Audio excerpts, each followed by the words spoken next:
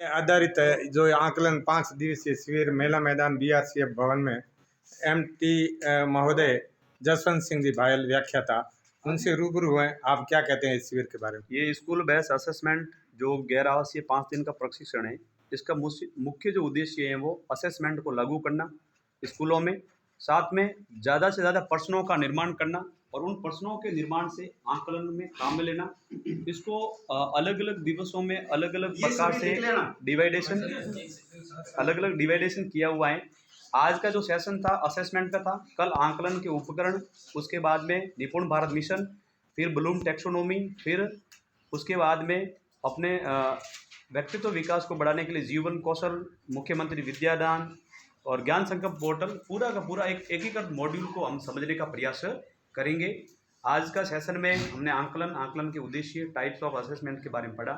ये national education policy 2020 के निपुण भारत मिशन और FLN के उद्देश्यों को पूरा करने में मददगार रहेगा शिक्षकों को। और विद्यालय में धरातल पर इसे कब लागू किया जाना है और किस तरह से संपन्न करना है? जब शिक्षक कई समस्याएं बता रहे हैं, स्टाफ नहीं है या शिक्षण सामग्री नहीं है या कुछ बात जो अपनी समस्या लेके आ रहे हैं, उनसे आप कहाँ तक इनको संतुष्ट करें? देखिए, 2 प्रकार के काम होते हैं। एक काम होता है हमारे हाथ में है, एक होता है हमारे हाथ में नहीं है। जो काम हमारे हाथ में नहीं है उस पर व्यर्थ का समय गंवाने की जरूरत नहीं है।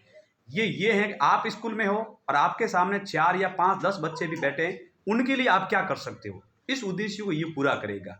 रही बात पॉलिसी स्तर पर क्या समस्या आ रही है, शिक्षक नहीं है, लेकिन मैं शिक्षक स्कूल में हूँ, मेरे सामने कुछ बच्चे बैठे, उनके लिए मैं किस प्रकार से काम कर सकूँ, मुझे उतना ही ध्यान देना है। मैं सिस्टम को लागू करने वाला, निर्माण करने वाला नहीं है, मैं उसको इम्प्लीमेंट करने वाला हूँ। तो क्रियान्वित करने वालों को उनकी भूमिका होती है, जैसी व्यवस्था है उसके अनुसार अपने को काम करना है। बाकी ये स्कूल बेस्ड असेसमेंट बहुत ही मुख्य भूमिका के रूप में रहेगा। बच्चों का आंकलन होगा, FLN। सर बीच में बोलना चाहूँगा, कौन सी कक्षा से ये प्रारंभ होगा और कहाँ जाके ये अभी जो मॉड्यूल है वो 6 से लगा करके 10 तक अध्यापन करवाने वाले अध्यापकों के लिए है। पहले इनमें वरिष्ठ अध्यापकों को भी शामिल किया था, लेकिन कुछ कारणों से बोर्ड की परीक्षाओं को देखते हुए उनके प्रशिक्षण को निरस्त कर दिया है। अब L2 के शिक्षक है, अलग अलग विषयों से संबंधित भाग ले रहे हैं sir. Thank you sir.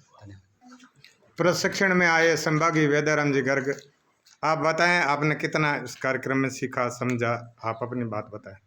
SBA इस प्रशिक्षण की आज शुरुआत हुई और हमारे दक्ष प्रशिक्षक महोदय के द्वारा विद्यालय आधारित आकलन किस तरीके से विद्यालय के अंदर हमें लागू करना है, तो शुरुआत सुबह से लेकर के अब तक हमने विद्यालय के अंतर्गत इस SBA को लागू करने हेतु ये विद्यालय आधारित आकलन होता क्या है, इस आकलन के क्या क्या उद्देश्य है, और सुरेश जी सर ने भी बहुत ही विस्तृत तरीके से NEP 2020 के बारे में शिक्षक और विद्यार्थी की क्या भूमिका रहेगी उसके बारे में विस्तृत तरीके से समझाने की, और हमें आशा है कि इसी तरीके से जब हम 5 दिवसीय शिविर को पूर्ण करेंगे तब हम एक पूरे भारी भरकम जोश के साथ में विद्यालय के अंदर जाकर के इस कार्यक्रम को बड़े ही मनोयोग से लागू करने की कोशिश करेंगे। आपके विद्यालय में जब एक अबोध बालक आपके सामने आएगा और वो कुछ इस न तो शिक्षा न स्कूल के बारे में और न किसी बात का वो ज्ञान रखता है, तो उसमें आपकी खास क्या भूमिका रहेगी? जब यहाँ बार बार यही बताया जा रहा है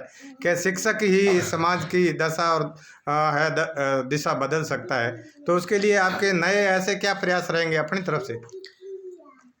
सर के आज की जो ट्रेनिंग का आधार मान करके हम चले तो सर ने बताया कि जब भी विद्यार्थी हमारे आते हैं तो केवल उसको पढ़ाने तक ही सीमित नहीं रखना है। उस बच्चे के सामाजिक परिवेश को देखते हुए बच्चा समाज के अंदर किस तरीके से रहता है, उसकी पारिवारिक पृष्ठभूमि क्या है, उन सभी बिंदुओं को ध्यान में रख करके हमें उसके स्तर का आकलन करते हुए उसको आगे बढ़ना है। बहुत बढ़िया, सकारात्मक सोच के साथ में एक शिक्षक ने अपने बयान प्रस्तुत किए और ये आज की जो ये पाठशाला है यहीं समाप्त करते हैं। और 5 दिवसीय इस प्रशिक्षण के अंदर सभी संभागियों ने बढ़ चढ़ करके भाग लिया, अपनी समस्याएं भी रखी, लेकिन संतोषप्रद सभी को जवाब वापस दिया गया। MT sir Jaswant Singh ji, Suresh ji, Meena sir और हरीशपाल जी ने सहयोग किया। बहुत बहुत धन्यवाद सभी का।